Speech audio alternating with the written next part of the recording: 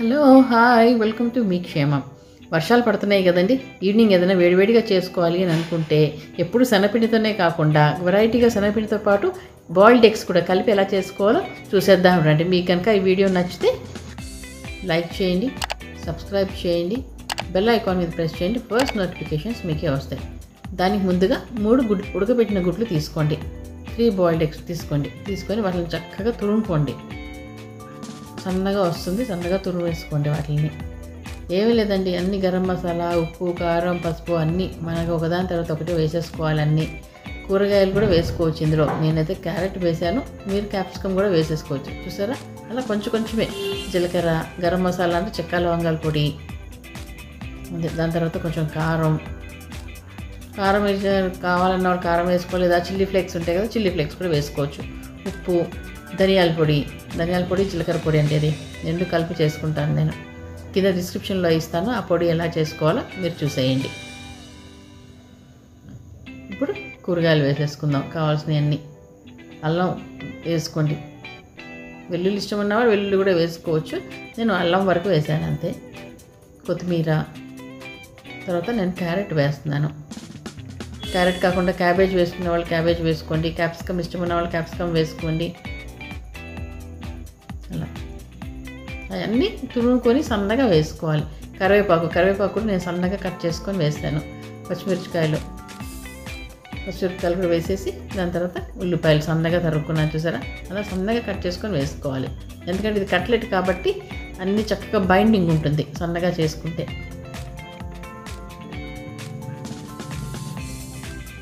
చూసారా, అన్నీ కలిపేసుకోండి మెల్లిగా. అది ఎగ్ కాబట్టి అండి చక్కగా అవుతుంది, ఇంత దగ్గరికి వచ్చేస్తే. అంతే. ఇప్పుడు శనగపిండి వేసుకోండి. ఆ తడి వస్తుంది కదా, ఆ తడికి సరిపడ్డ కొంచెం శనగపిండి వేసుకోండి అంతే. కప్పు ఫుల్గా కూడా కాదు, 2 టేబుల్ స్పూన్ వేసాను నేను. కావాలంటే తర్వాత మొత్తం అంత గట్టిగా చేసుకున్నాక తిప్పుకొని కలుపుకొని ఇంకేమైనా కావాలనుకుంటే వేసుకోండి. ఒకవేళ కట్లెట్కి ఇంకా లూజ్గా ఉందా, కొంచెం బైండింగ్ కొంచెం గట్టిగా రావట్లేదా అనుకుంటే ఇంకో స్పూన్ వేసుకోండి. అలా వేసుకొని చపాతీ పిండి ఎలా చేసుకుంటామో అలా గట్టిగా కాకుండా కొంచెం పైన అలా గట్టిగా చేసేసుకోండి. ముద్దగా అవ్వాలి. ముద్దగా ఫామ్ అయినప్పుడు బాగుంటుంది. అది మనం ఈజీగా చేసేసుకోవచ్చు కట్లెట్ లాగా. చూసారా, అంత ఈజీ ప్రాసెస్. అన్నీ మనం ఇంట్లో ఉన్నాయనండి, బయట నుంచి ఏవి తెచ్చుకోని అవసరం లేదు. అంతే. చక్కగా కట్లెట్ లాగా చేసేసుకొని ఏ షేప్లో అయినా ఆ షేప్లో చేసుకోవచ్చు, మన ఇష్టం.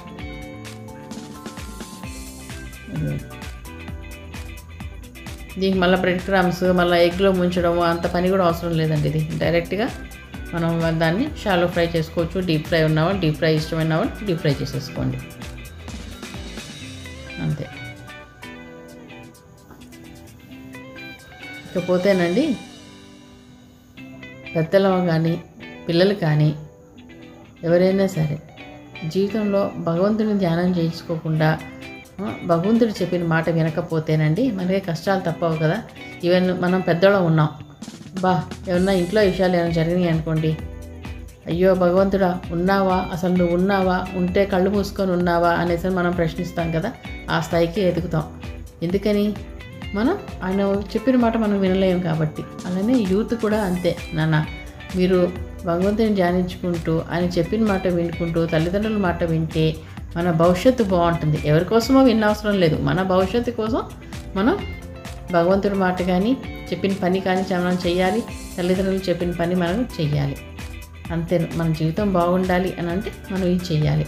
మనం కొంచెం కష్టపడి చదువుకుంటున్నాం, అయినా ఫలితం రావట్లేదు మనకి అనేసి అంటే దాని మీద మనం భగవంతుడి మీద డిపెండ్ అవ్వచ్చు. దేవా, నేను కష్టపడి చదువుతున్నాను, నువ్వు నాకు సహాయం చేయి అనేసి మనం ప్రార్థించవచ్చు భగవంతుడిని. అలా మనం పెద్దవాళ్ళం కూడా ఇంట్లో ఉన్న సమస్యలు ఏదైనా సరే మనం ప్రేయర్ చేసుకునే దాన్ని బట్టే మనకి భగవంతుడు మనకి ఇస్తాడు కదా. ఎక్కువ సమయం పెద్దవాళ్ళు అయిపోయినప్పుడు ఎక్కువ సమయం భగవంతుడి దగ్గర మనం ధ్యానంలో ఉండాలి అనేసి అంటే పని ఏం చేయకుండా అలా కూర్చొని ఉంటాం కాదండి. మనం పని చేసుకుంటూ కూడా భగవంతుడి ధ్యానంలో ఉండాలి. పెద్దవాళ్ళం మనం. పిల్లలైతే అలా ఉండమని చెప్పలేమనుకోండి. మనము పిల్లలు ఏంటంటే చదువుకునేటప్పుడు, వాళ్ళు ఉద్యోగాలు చేసేటప్పుడు కానీ ఎక్కువ స్ట్రెస్ ఫీల్ అవుతూ ఉంటారు కదా, అప్పుడు మనం ధ్యానంలో ఉండాలి కొద్దిసేపు వరకే. అప్పుడు మనకి చాలా రిలాక్స్ అవుదాం అనమాట. భగవంతుడు అన్నవాడు మనం చూస్తూ ఉంటాడు అన్న కాన్షియస్ మనలో ఉండాలండి. అది ఉంటే చాలు. చూసారా ఎంత చక్కగా వచ్చినాయో, చూడటానికి కూడా ఎంతో అందంగా ఉన్నాయి కదండి, అంతే టేస్టీగా ఉన్నాయి. మీకు కనుక ఈ వీడియో నచ్చితే లైక్, షేర్, సబ్స్క్రైబ్ చేసేయండి.